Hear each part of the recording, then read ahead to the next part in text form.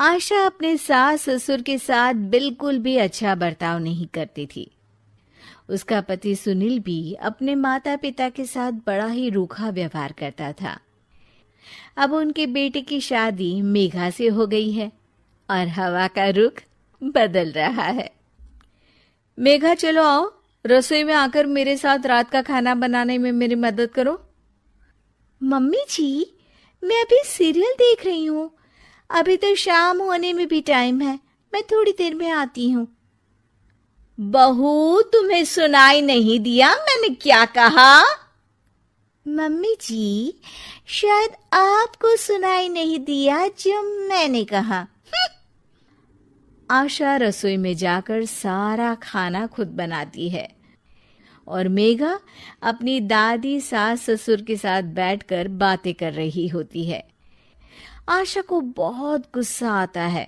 आशा मेघा के पास जाती है और उसे बुरा भला कहने लगती है। कैसी बहू हो तुम? सास खाना बना रही है और तुम यहाँ गप्पे मार रही हो। सासू माँ और ससुर जी को तो कोई काम नहीं होता, वो तो फ्री है, पर तुम्हें तो अकल है ना। ये सुनकर मेघा भी आशा से बहस करने लगती है। मम्मी जी, ये आपकी सास ससुर हैं, आप इनसे इज्जत से बात कीजिए। और हाँ, प्यार से बोलेंगी तो कुछ भी कर लूंगी, पर ऐसे रौब झाड़ेंगी ना तो भूल जाइए कि कोई काम करने वाली हूं मैं।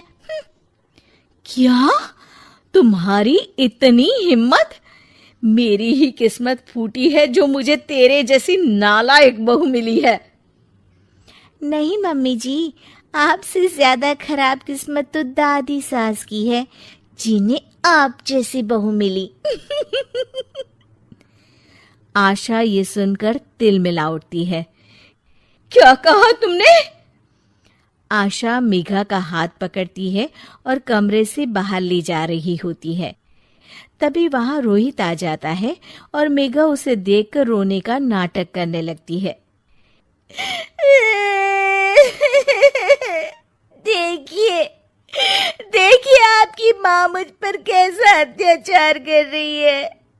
मैंने इनसे कहा कि सासू माँ, मैं खाना बना देती हूँ, बस थोड़ा टाइम लगेगा, तो मेरा हाथ पकड़कर कैसे मुझे घसीट कर लेकर जा रही है। अरे बेटा, ये झूठ बोल रही है। बस करो माँ, मेघा कभी झूठ नहीं बोलती और मैंने अपनी आंखों से देखा है कि कैसे आप उसका हाथ पकड़कर उस पर अत्याचार कर रही हो। अरे बेटा, मैं तुम्हारी माँ हूं, तुम्हें मुझ पर विश्वास नहीं है? मेघा मेरी पत्नी है, उसका मेरा साथ तो जीवन भर का है और मैं उसी का साथ दूंगा। गलती आपकी है, आप ही सुधर जाइए माँ। तभी वहां सुनील आ जाता है। ये किस तरह से बात कर रहा है तू अपनी माँ से? पापा, आप तो रहने ही दीजिए। दादा दादी से आप किस तरह से बात करते हो देखा है मैंने। चलो मेघा। रोहित और मेघा वहां से चले जाते हैं। इस डायन ने तो मेरे बेटे पर कुछ जादू कर दिया है। देखो कैसे अपने माँ बाप से बात कर रहा है। एक दिन रोहित सुनील के पास आता है और कहता है, पापा, पिछले महीने आपने जो ये अपने कमरे के लिए नया एसी लिया, मुझे बताया क्यों नहीं? अरे इसमें तुझे क्या बताना? आपको बताना चाहिए पापा, अब मेरी शादी हो चुकी है, खर्चे बहुत हैं, आप तो रिटायर हो गए, मेरी कमाई पर घर चलता है, तो हिसाब तो रखना पड़ेगा ना। और वैसे भी आप लोगों को एसी की क्या जरूरत थी, पंखा ही काफी था आप लोगों के लिए। आशा को याद आता है कि कैसे उसने अपने सास ससुर के साथ बुरा बर्ताव किया था। ये सब हमारे ही कर्मों का नतीजा है। हमने सासू माँ और ससुर जी के साथ कितना बुरा बर्ताव किया, इसीलिए हमारे बहू बेटे भी हमारे साथ ऐसा कर रहे हैं। तुम सही कह रही हो आशा, हमने माँ और पिताजी के साथ बहुत गलत किया। रोहित उनकी बातें सुन लेता है और खुश हो जाता है। मेघा, मम्मी पापा को अपनी गलती का एहसास हो गया है। ये तो बहुत अच्छी बात है। मतलब अब हमें ये नाटक खत्म कर देना चाहिए। नहीं नहीं, बस एक आखिरी बार नाटक और करना होगा, ताकि ये दोनों दादा और दादी जी से अपने किए की माफी मांग ले। अगले दिन सभी हॉल में बैठे होते हैं, तभी रोहित और मेघा वहां आते हैं।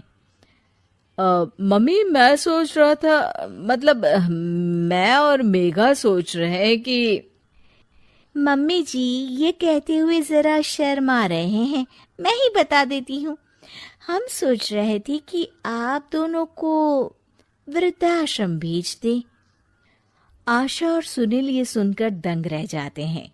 तभी उनकी दादी सास बोलती है, ये कैसी बातें कर रहा है रोहित अपने माँ बाप से? क्या अपने माँ बाप को कोई वृद्धाश्रम भेजता है? क्यों दादी, आपको भी तो ये लोग वृद्धाश्रम भेजने की धमकी देते रहते थे, तो आज इन्हें खुद ही चले जाना चाहिए। ये सुनकर सुनील और आशा शर्मिंदा हो जाते हैं। तू सही कह रहा है बेटा, हमने अपने माँ बाप का ख्याल नहीं रखा। हाँ, हमें कोई हक नहीं है यहाँ रहने का। चले जाते हैं हम। हमें माफ कर दीजिएगा सासू माँ और ससुर जी। हमने आप लोगों के साथ बहुत गलत व्यवहार किया। हाँ माँ जी, पिताजी, हमें माफ कर दीजिएगा। ये देखकर रोहित और मेघा खुश हो जाते हैं।